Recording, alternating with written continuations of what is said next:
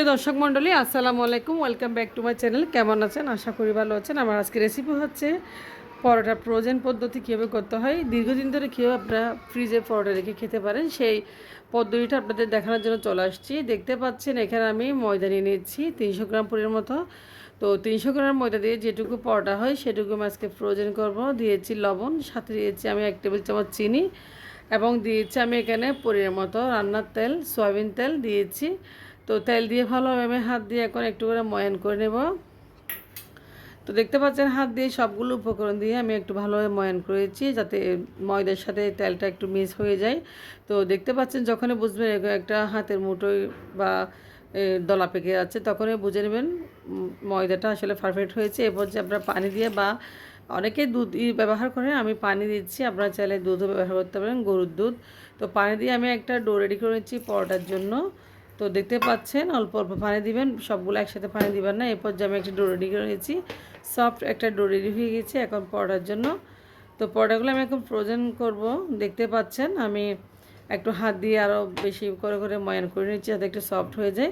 এরপর যে আমি একটি করে লেচি কুটে নেব, যে কয়টা পরোটা আমি বানাবো।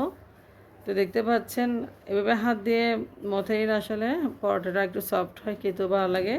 তো আমি যে কটি লেচি হই সবগুলো লেচি কেটে নিয়েছি, এইগুলো দিয়ে আমি আজকে পরোটাগুলো ফ্রোজেন করব। একটা লেচি আমি নিয়েছি দেখতে পাচ্ছেন, এবং হাত দিয়ে চেপে চেপে একটা বেলুন দিয়ে রুটির মতো বেলে নেব।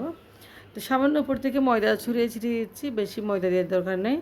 তো পরোটা ফ্রোজেন করতে হলে বেশি ময়দা দিলে পরোটা আসলে পুড়ে যায় ভাজার সময়। তো এটা খেয়াল করবেন, অনেকে অনেক বেশি ময়দা দিয়ে ফেলে, সেজন্য পরোটাটা পুড়ে যায়। তো দেখতে পাচ্ছেন আমি একটা চারকোনা করে ভাঁজ দিয়েছি পরোটা, দেখতে পাচ্ছি দুই পাশ থেকে টেনে আমি একটা চারকোনা শেপ দিয়েছি। এভাবে আপনারা দেখতে পাচ্ছেন, আশা করি আপনারা বুঝে নিয়েছেন কীভাবে পরোটা আমি বানাচ্ছি। তো আশা করি আজকের ভিডিওটা আপনাদের ভালো লাগবে। ভালো লাগলে আমার চ্যানেলটি সাবস্ক্রাইব করে রাখবেন। দেখতে পাচ্ছেন একটা সফট পরোটা হয়ে গেছে, একদম পাতলা আমি পরোটা বানিয়ে নিয়েছি খুব সহজে। তো পরোটা একটু পাতলা হলে খেতেও ভালো লাগে।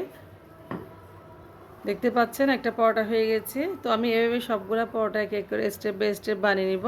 তো সবগুলো পরোটা বানানো হয়ে গেছে, দেখতে পাচ্ছেন একটার সাথে একটা লাগিয়ে নেয়। মাশাল্লাহ, আপনারা দেখতে পাচ্ছেন আমি কতগুলো পরোটা একসাথে রেখেছি একটা ডিশে।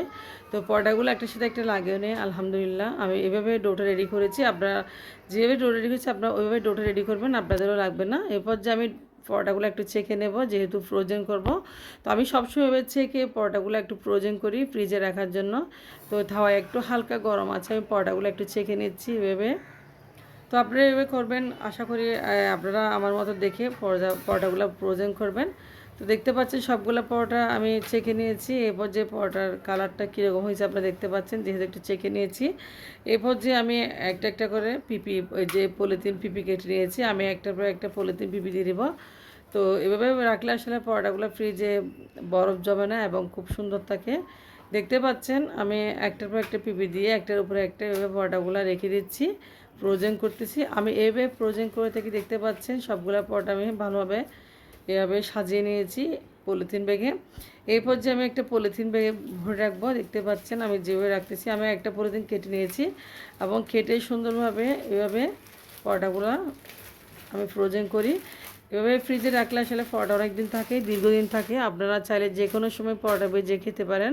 তো বাচ্চারা অনেক সময় পরোটার জন্য ভাইনা ধরে, আপনারা যারা বানাতে চান না, সবসময় আসলে পরোটা বানানো যায় না। তো যারা চাকরিজীবী তারাও আসলে চটপট একদম এভাবে খেতে পারে। যারা স্টুডেন্ট আছে, বাসায় ছেলে মেয়ে বা স্কুলে যায়, তো ব্যাচেলাররা এভাবে পরোটা রেখে খেতে পারেন বানিয়ে একদম খুব সহজে। তো চলে যাচ্ছে আমি এখন একটা পরোটা ভেজে আপনাদের দেখাবো। আমি যে পরোটাগুলো ফ্রোজেন করছি ওখান থেকে একটা পরোটা ভেজে আপনাদের দেখাবো। তো দেখতে পাচ্ছেন আমি একটা তাওয়ায়, আমি একটা লোহার তাওয়ায় একটা পরোটা ভেজে নিচ্ছি। তো দেখতে পাচ্ছেন, তো পরোটাগুলো ফ্রোজেন করার পর আসলে খুব একটা সুন্দর কালার আসে, খেতেও খুব ভালো লাগে, একদম খুব সফট হয়।